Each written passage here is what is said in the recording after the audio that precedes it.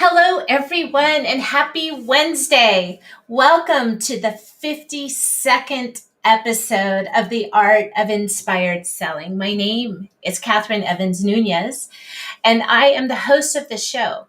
So, my show started 1 year ago when I took a look at my network and I wanted to see where I could immediately pull value from all those subject matter experts that I knew and bring that to you, my network, and hopefully provide value to you to help you if you're stuck someplace to move forward quickly and implement a teachable moment from one of my guests.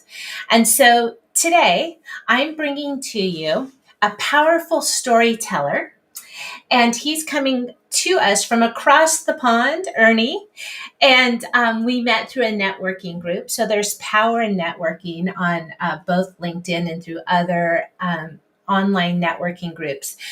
But Ernie and I connected because, as maybe some of you know, I am Latina, Mexican heritage, but deeper than that is a Native American heritage. My family lives on an Indian reservation in Ensenada, Mexico. It's the Kumeyaay Indian Reservation. And my lineage comes from an Indian tribe called Piraku. At some point, we'll talk about that Indian tribe, but it actually has a very dominant female force. And I'm proud to come from that heritage and that lineage. But today, Ernie's going to talk about the power of storytelling. And he is in love with some of the Native American traditions and the storytelling. And he's brought that into a framework that he uses to teach people the power of storytelling. Now, that's something I think is very important, to be able to communicate, be articulate, and tell a story that draws in your crowd. It's super important when you're building your personal brand or your personal digital footprint to be able to establish yourself, draw in your target market, and ultimately increase revenue. So, without further ado, I'm going to tell you a little bit more about Ernie. We just established that he's a storyteller. He lives in the UK. He does consulting and group coaching. He tells his own stories and adapts them from the Norse, Norse, and Native American to suit his own audience. He helps you tell your business and your life story so you can make the maximum impact on more people without anxiety or dread. He is a shapeshifter, prankster, and coyote. Changing from one form to storytelling to another in an instant, he absolutely adapts. So I'm going to bring Ernie on. I've told you a little bit of his backstory. Ernie, welcome to the Art of Inspired Selling. Thank you, Catherine. You're welcome.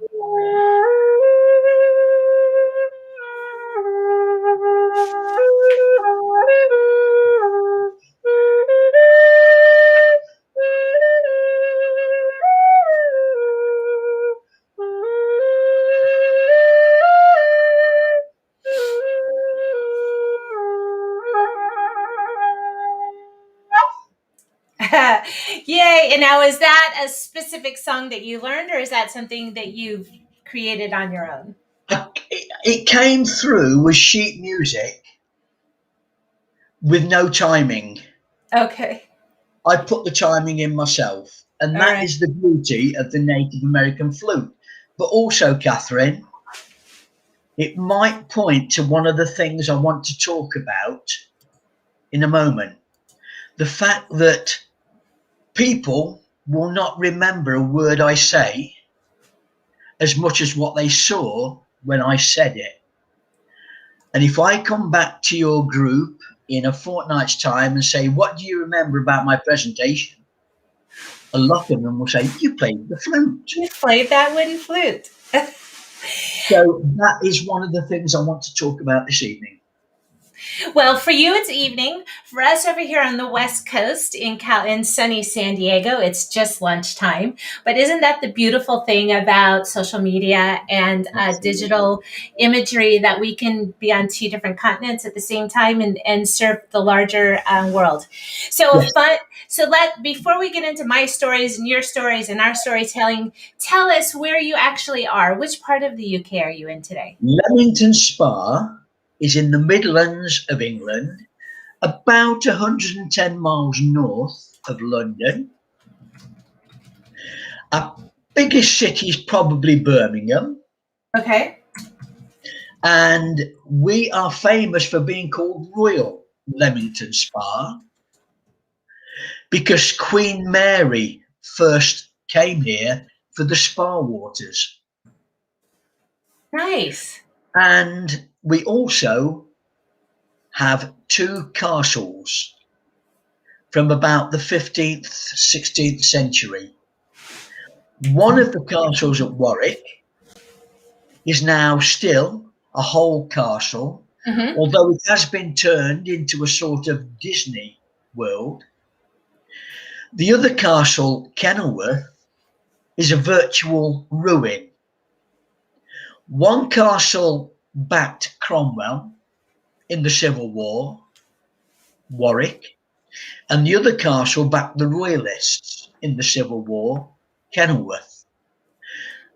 But if you go to Kenilworth, you can feel the history in the ruins. That's beautiful. And I'm sure like you guys will have to tell us in the audience if anyone studied European history and what's going on. I think I skipped it completely. The only European history that I know is from living there and reading the guidebooks as I've gone along. I did have the opportunity to stay in a castle one time with my son in Italy, and it was really interesting because they're so dark, right? The halls are dark, and you could just imagine back in the day when you really did have to, they had the torch holders down the hallway and the tapestries hanging from the walls, and it was just really interesting. I could find inspiration. But anyway, all right. So you are in the UK. You live in a nice area with some beautiful history and castles, and you can feel that depth of lineage, right, that just surrounds you. So let's see, we have a couple guests here. Come on, you guys, let's hear. We have somebody on Twitch and some people from Facebook. Let's hear a little bit. Come on and say hello so we can introduce you and welcome you to the show. But as always, I ask my guests, Ernie, what is it that inspires you daily? What inspires you to wake up and do what you do to help other people become better at storytelling? And also, how long have you been doing it? Because remaining an entrepreneur, and boy, am I feeling this right now, right? Remaining an entrepreneur during troubled times takes a fire in the belly. That's, I was speaking to a friend this morning and she's like, it'd be so much easier to just get a job. Definitely. I'm like, we could work from like 9 to 5 and work out and have dinner with our kids. Like, so much easier. Okay, so it's about you. Tell me, what inspires you?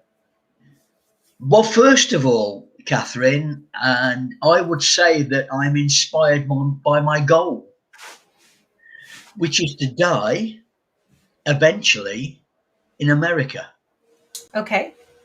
That is my goal because I've been to America 3 times in my life, always to Minnesota.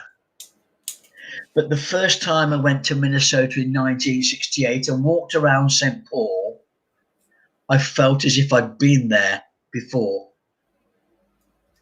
I went back in 2006, and that's a story in itself.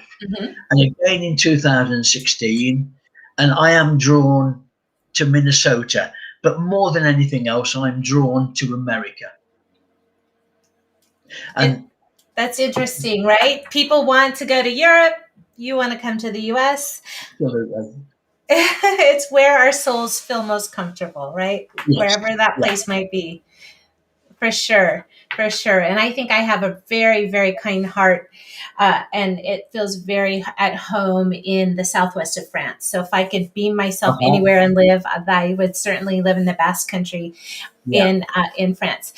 Okay, so tell us what are you going to speak to the audience about today? We put in the show notes the top 3 takeaways. So tell us about what you're going to talk to them about. And if you guys didn't get the handout from LinkedIn, I will drop that link now in the chat while Ernie talks about what it is he's going to teach you guys today about storytelling. Let me get that. Well, certainly. And if I could just say, Catherine, that Yes. before I came on, I went onto YouTube and I looked at some of your past interviews.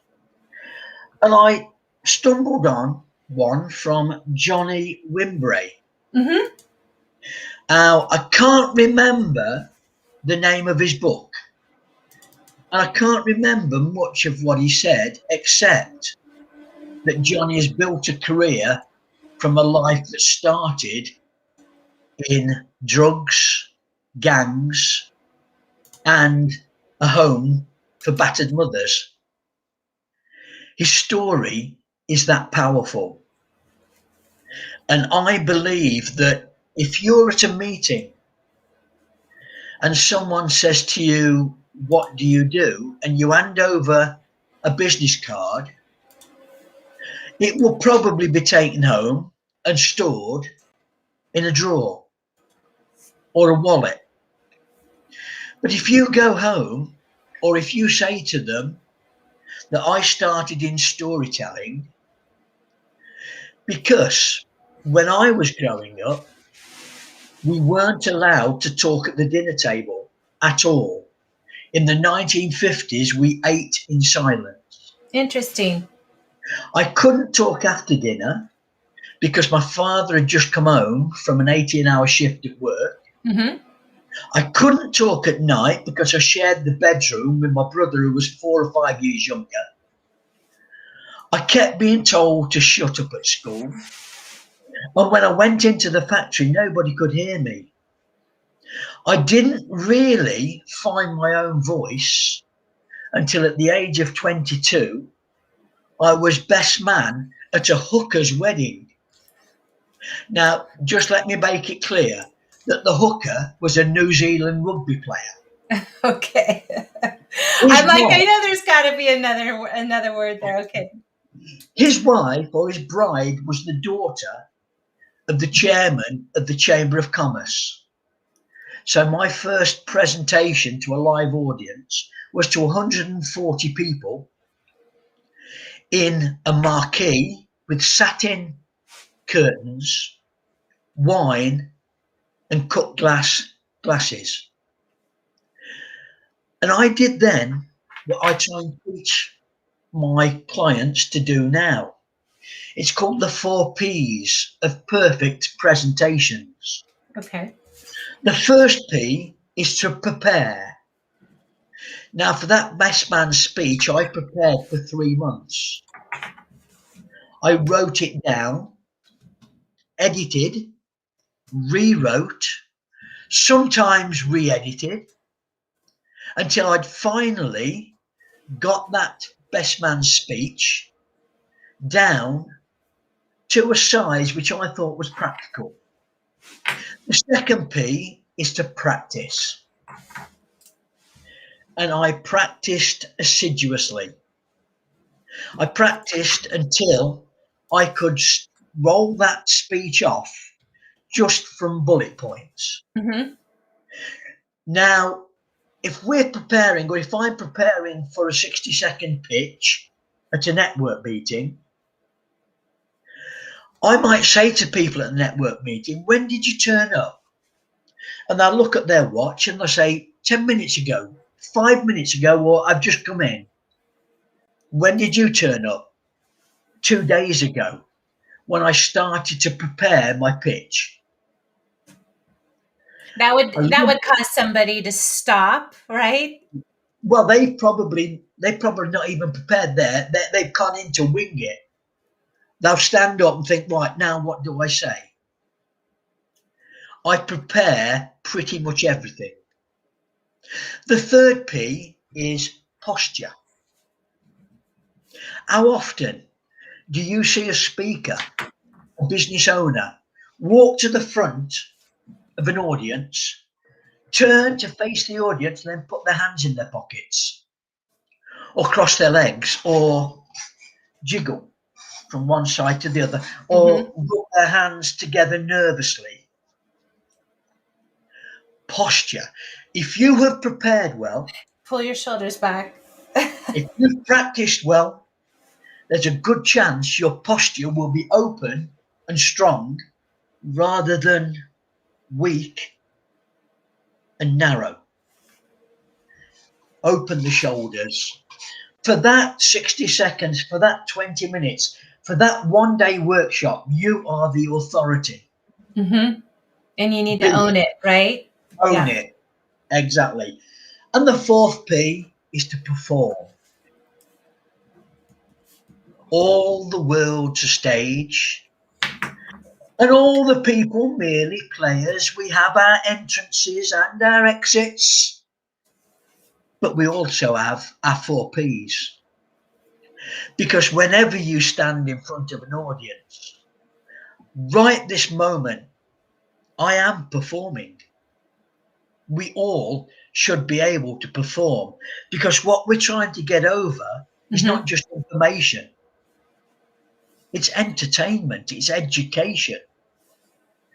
If we are I have bored, a note, and I was just looking for it, but I yeah, have that as a note that I put on my yes, monitor. Right? Remember to entertain and to educate, for that's sure. it.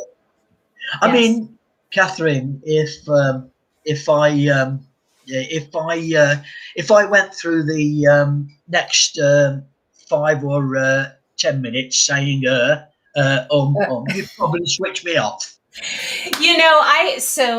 I don't know if you know, Ernie and I were just talking about that, but one of the things we do at the social selling agency, we we practice what we preach, right? We reposition content for our clients. So if somebody has a live show, if somebody has a podcast, we call that a macro pillar content, and we reposition it.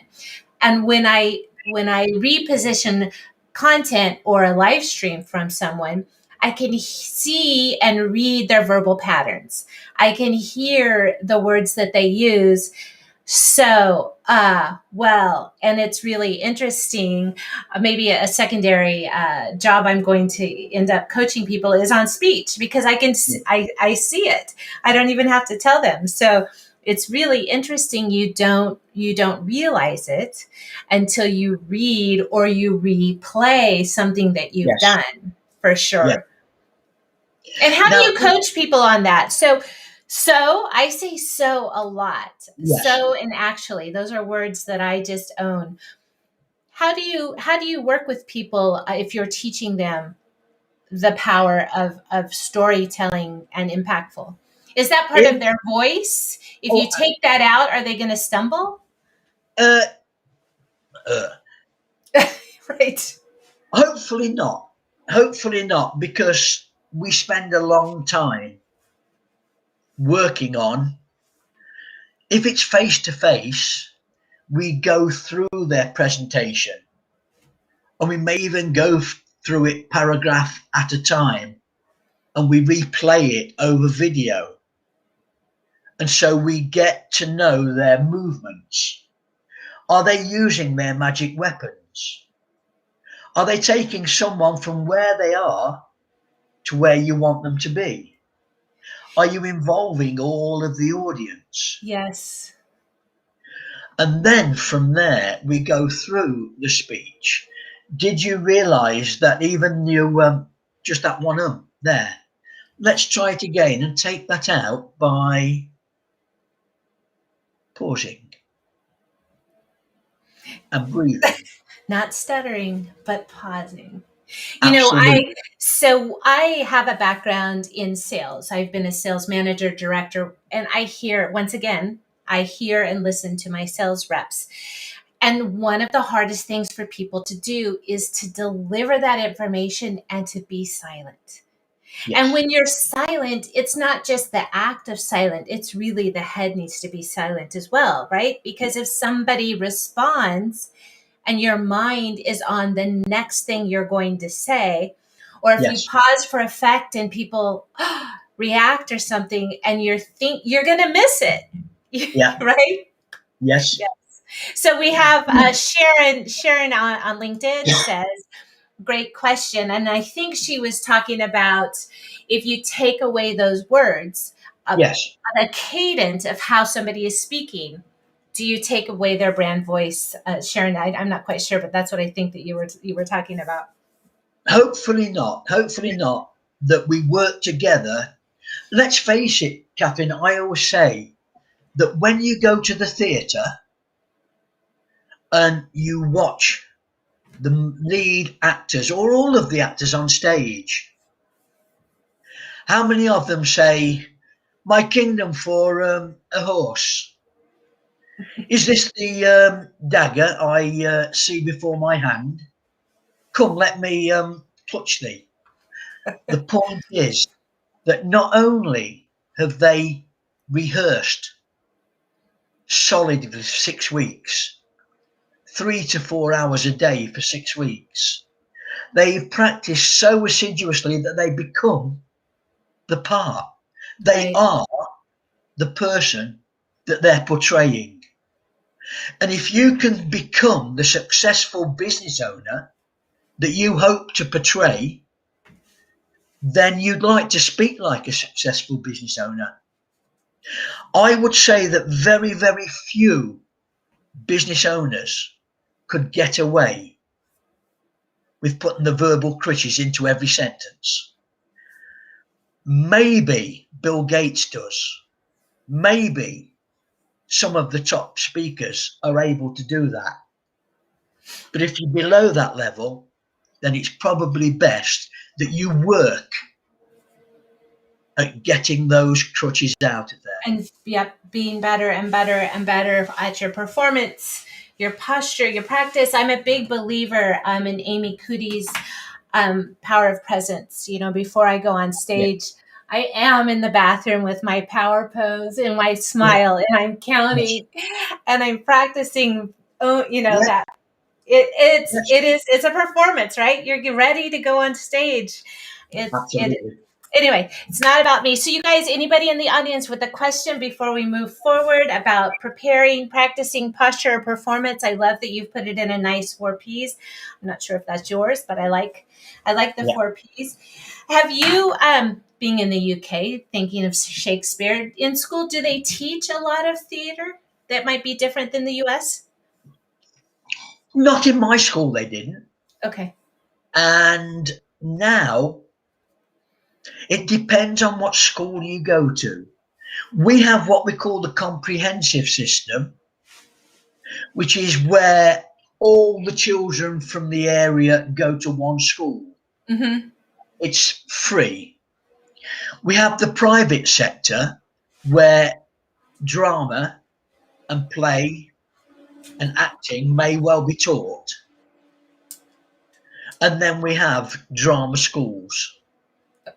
But only children with real, I would say, ability and passion go to those drama schools. So very similar here. Very similar. I was very fortunate. My son went to a performing arts school that is public, but that's San Diego. All right. So now that we've gone through the 4 Ps, do you want to talk a little bit about the handout that you have?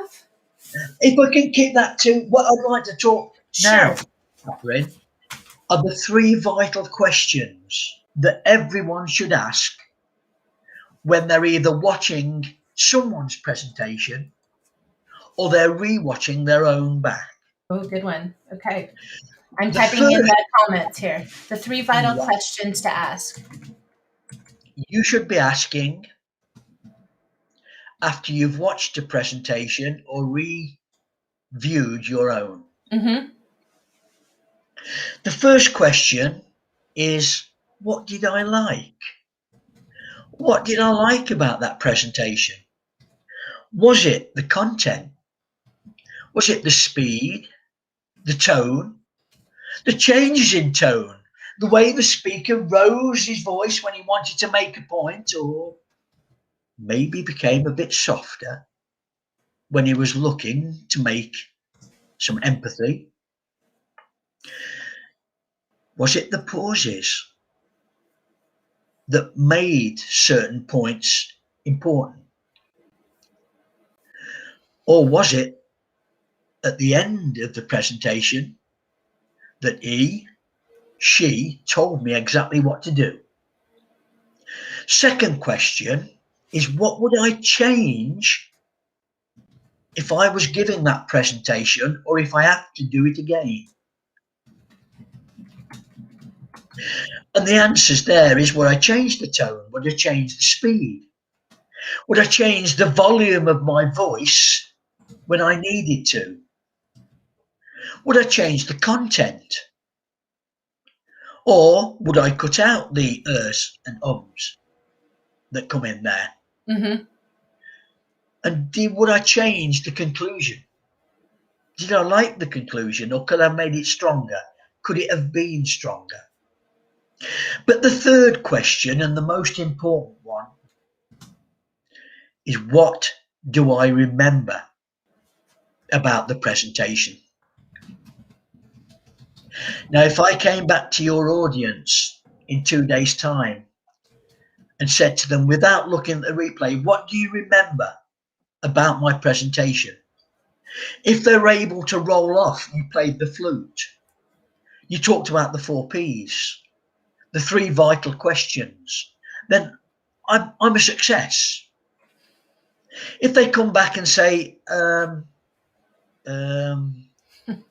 He had an accent. Was he that guy with an accent? yeah. But if they come back and say, I can't remember anything you said or anything you did, in fact, I can't remember you, I've failed. So if you're giving a presentation and you go back to it and you look at it again, say to yourself, what did I like? What would I change? And do I remember what I said about that? And more importantly, if you're watching someone give a presentation, those 3 questions are vital. Because if you can answer those 3 questions, then that person might be worth listening to again. But if at the end of it you can't remember anything they said, I'd say don't go back to them. Move on. Find someone else who can inspire you. Mm-hmm. Because one of the things I got from Johnny, again, was that he talked Johnny about... Wembry, your name is coming up again. He talked about Les Brown. And I have taken around the world with me a quote from Les Brown. If you can speak, you can motivate yourself. If you can speak well, you can inspire people to be motivated. But if you can speak very well, you can change lives. And I guess that's one of the things I wake up in the morning hoping to do, is to change someone's life by getting them to tell me their story. Mm-hmm. Because coming on to stories, Catherine, let's say we go to a network meeting where there's accountants, solicitors, doctors, and I hand out a business card which says Ernie Boxell, storyteller, story mentor. And I start to tell them a little bit about how stories can help doctors, solicitors, and surveyors. Now, the week later, I might go to a meeting with tradesmen, plumbers, carpenters. And I handed over the same card. It had the same words on that I gave to the solicitors. But I would use what I call my Audible Business Card. This. Mm-hmm. I would change the words that I use to solicitors and accountants. I change the words when I'm talking to plumbers and tradesmen. I may use different stories. For instance, if I'm talking to a tradesman, I'll tell the story of when I was 8 and my father was made redundant from work. And after 2 to 3 weeks, I came home from school one day and he'd sold our beds for money, for food. We slept on pallets of wood with straw on for 6 months until he managed to find work again and could pay for beds. Now, is that a story that could bring some empathy from people? Mm-hmm, for sure. The point is, Catherine, it's not my story. I heard that story from a lady called Helena Wyman Lester, who lives in a town 25 miles away, which is Rugby. Her business is health and safety. She dances and she plays the Arabian drums. Now, my drawer might be full of business cards from health and safety people. I couldn't tell you their name. But from that one story she told, I know her name, where she lives, what her job is, what she does for her hobbies, and how popular she is on the speaking circuit. That's the power of your Audible business card. And the power of storytelling. And we can also go back to the main point of that too. Understand your audience, understand Yes. the impact that you're going to have. What are the Yes. buzzwords they use? What is important to them? Understanding. So, do you have any tips for how people can better understand the people that they're going to speak to be Yes. able, if they don't have a story they feel that would relate to them, how they could borrow one, like you just said? Exactly. But the first thing I would say to them, Catherine, Mm-hmm. is write your own story. And people say, well, nothing happened to me. And I would say, okay, let me put one word at the end of that. Nothing happened to me today except, nothing happened to me today except I've been invited onto a webinar with Catherine Evans Nunez from America. And we've talked about the 4 P's of perfect presentations, the 3 vital questions. I've had some questions come through from Sharon. So just from saying the word accept, Mm-hmm. I've started to get this mental computer, this net-top computer going, which will bring up a story.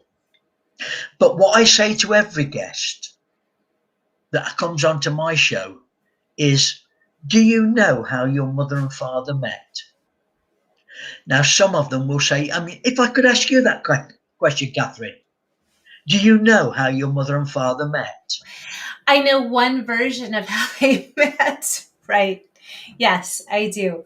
My father was a very big dancer and could take over a dance floor, and so my mother and father met out dancing.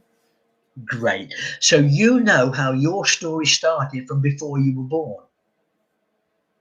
Now, do you have a story from the ages 1 to 10 that made a real impact on your life? For Would you mind sure. telling us?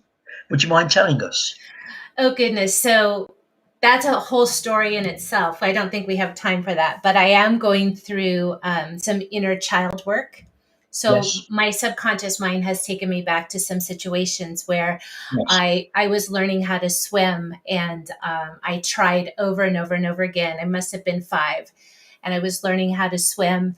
Yes. And after I completed my lesson, I decided I wanted to go for the next level of learning, and that meant I had to jump into the deep end of the pool and swim from the middle floats to the Yeah. end and back to be able to dive off the high dive. And so I attempted it. My little body at 5 was so tired, I Yeah. couldn't complete it. And that story is relevant to me because my mom was on the sidelines and she said, "That's okay, babe, you can keep trying." Yeah. And so that's There a you story that plays in my head. Keep go. Yes. trying. Keep trying. Yes. So if we take that, Catherine, and if we go through any stories you've got from 11 to 20, 31, 21 to 30, 31 to 40, however many stories you've got, then at any time during when you're talking to a client, you could maybe drop one of those stories in. If I was talking to solicitors or accountants, I would tell them about how I wasn't a very good father. I had a family, a wife or a partner with 2 children, but I was caught up in sport. I wanted to be a professional football coach, and it took over my life. It became 24/7. And eventually my partner had had enough. She left me and took my 2 children away. Now, I am the luckiest man alive because I still talk to my partner and my children love me. I know so many businessmen who don't even have that. Mm-hmm. But if I was talking to solicitors and accountants about that, then we could talk about divorce. We could talk But don't about you think that subject might be a little harsh for a networking event? not, No? no, no, because you can guarantee, Catherine, that there'll be somebody in the audience who is either going through it or has gone through it. And it's my experience that they're the people who come up to you afterwards and say, I really gelled with that story you were telling. It's happened to me. Can we have a one-to-one? So that might be not going to say gender difference, but perhaps because strong women tend to hold back their vulnerability and not want to show that side of themselves in a professional manner. Ah, And I'm learning that showing more vulnerability does help to connect with people on an emotional level. absolutely. And so that's just an interesting analysis. I'll just leave it out there and I'll Yeah, sleep on it for a little bit. But yes. let's see. I don't know if there's anyone still watching. If you're a female or a male and you're first meeting somebody in a business setting, how comfortable would you feel about talking about a personal story like that when you first meet somebody? So that's an interesting thing that we'll see if anybody has a Yes, comment about. certainly. Yeah. And so what we do from there, Catherine, we go through the stories and I say to them at the end of that, you now have a book. Write down your stories and the lessons you've learned from them. You now have a book that you could take to your network meetings and either sell or give to prospective clients. It's your audible story in words Mm-hmm.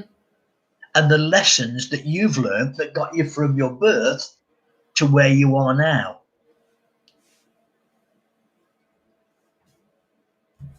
So many people say, I have a book in me, and it's true, you do. And this, if you could put up our pamphlet now, Catherine. Mm-hmm. Oh, put up the pamphlet. Okay. I'm like, if I could put it all together, what? What? Okay, there we go. Yes. There you go. Now, if you can just, there we go. Your life is your story template. Naught. Do you know how your mother and father met? This often gives the opportunity to start with a bit of a comedic story. My father was an ace on the dance floor. Stories from 1 to 10. Very often, I am also a shiatsu practitioner. Mm-hmm. And I learned that when my clients came to me for the first time, they were very reticent to open up. Their answers would be very one-worded, very monosyllabic. Yes, no, maybe. After they got to trust me, they would say, actually, when I was 8, I was abused or I was raped or I was beaten up and bullied. So I think those stories from 1 to 10 are very important. The stories from 11 to 20 are teenage years. If we haven't got stories when we were a teenager, I would either say we're lying or we lived a monastic lifestyle. Stories from 21 to 30, when we're probably in the midst of beginning work, our career, Mm-hmm. and our family life. Stories from 31 to 40, where we're now looking, we hope to have become successful. What are we going to do with it? 41 to 50, that's when often a lot of trauma comes in. We maybe start to lose our loved ones, our parents. And we can talk about our feelings when that happen. 51 to 60, our children are growing up. or have grown up. We're looking for their success. In fact, we're looking now to see what we can leave them. 61 to 70, we're just happy we've got here. And to be honest, at 70, I'm at the point where I think I've got one more great adventure left in me. And I'm looking forward to that. Whereas I know people who are 70 who are dead already. Yeah, their life is virtually over. So it's how do you approach your 70s, your 80s? Do you have a child mindset? And so using that template, people can craft their own stories. And so do you recommend, I would think, doing this in some form of a group, right? So that you actually get the feedback from the group, like which part of this story connected to you emotionally, so you can choose the most influential story. I would actually try and get people to do it individually, Catherine, to write down their own story, use that template for their own story.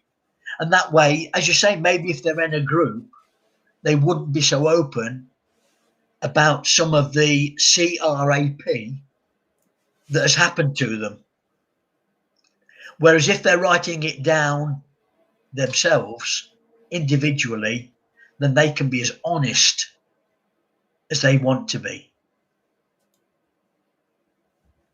And I think that would come through in their writing. For sure. For sure. And so these are just examples. Yes. Yeah. That's great.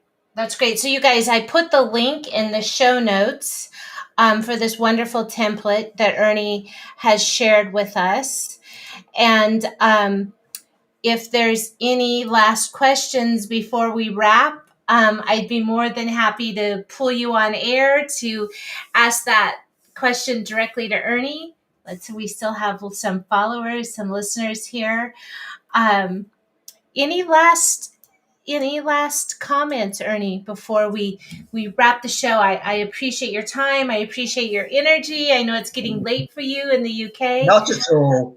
But storytelling is really important to me. I want to be a better storyteller. It's one of my goals to make sure that the story I deliver is relevant. It's relevant, it's inspiring, it's important. And I strive always to be that, to help people become the best version of themselves. So thank you so much for that wonderful information and a little format for us to use as well. Sharon has a question for us. She says, hear how you incorporate your personal story into corporate conference. Yes. Well, again, at a corporate conference, I would structure it to whoever's in the audience. Sharon, at 70, I have many, many stories. If I was talking to the corporate world, I would be able to talk about stories that have happened to me in the corporate world. Stories of how I handled them, of what effect. In fact, I worked for our NHS, our National Health Service. I worked within it. But after 7 years, I noticed that instead of me working with patients, they started wanting me to do paperwork.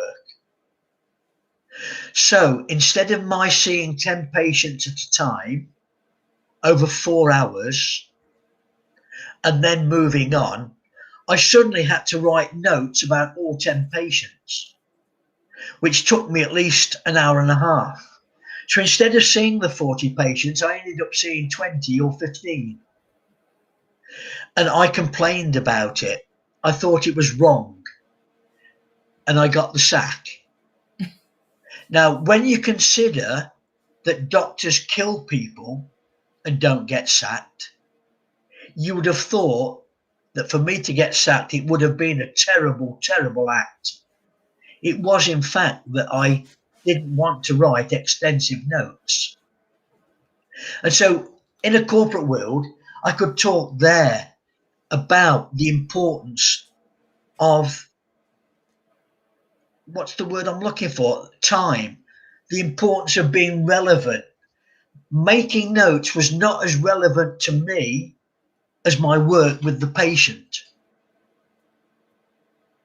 And so I could offer stories about, I have seen waste in the National Health Service, which would be relevant maybe to the corporate world. Or if they've got a sales force, how many of their salesmen do feel a little bit anxious? How many of their salesmen go to a meeting and talk about bringing the client back into the story? Because they're so nervous, they haven't prepared, they haven't practiced, and they don't perform their sales technique. So go back and understand the journey that you've been on in your corporate life and pull out things that you can position as a teachable moment that are relevant to your to the corporate audience, or if you're now a consultant, your corporate stories that would consult. And if you hear my cellist is playing in the background, we're going to be lullabied a little bit to that. Any other stories before we wrap and we go into full concert performance here for cello performance? Can I join in? Yes, no, with your flute, right? My dad was around. I'm sure he tells a story of, actually, I don't know the full truth to it, but he did spend like 2 years communicating with the flute. He was a shaman. Right. So let's tell the audience, Ernie, how are you working with people right now? Are you doing one-on-one? Are you doing group coaching? Are you doing webinars? How are you teaching people to Sharon says, thank you so much. That answer was on point for her. How can people get in touch with you? I do have your information. It's also on the handout. Give me your website again so I can drop that in the show notes here. www.ernie, Ernie said .info. Okay. And SAID stands for the Speaking Academy for Inspired Dialogue. Oh, nice. Okay, here we go. His website is there. Thank you so much for being a guest today at the Art of Inspired Selling. I appreciate your time and energy. Once again, testament people to networking on LinkedIn and reaching out to meet people that might have an interesting story or something that's relevant to people. And so thank you so much. Ernie, if you'd stay on, I'm going to wrap the show, you guys. Once again, the Art of Inspired Selling. I try to bring you guests from around the world that can share an inspiring story, or some teachable moment that you can implement today in your business or in your personal life to move you forward, so that you don't just survive in the new normal, but you actually thrive. So thank you so much from the bottom of my heart. Thank you, Ernie, for being here. We will see you next week. We have some more exciting guests coming up.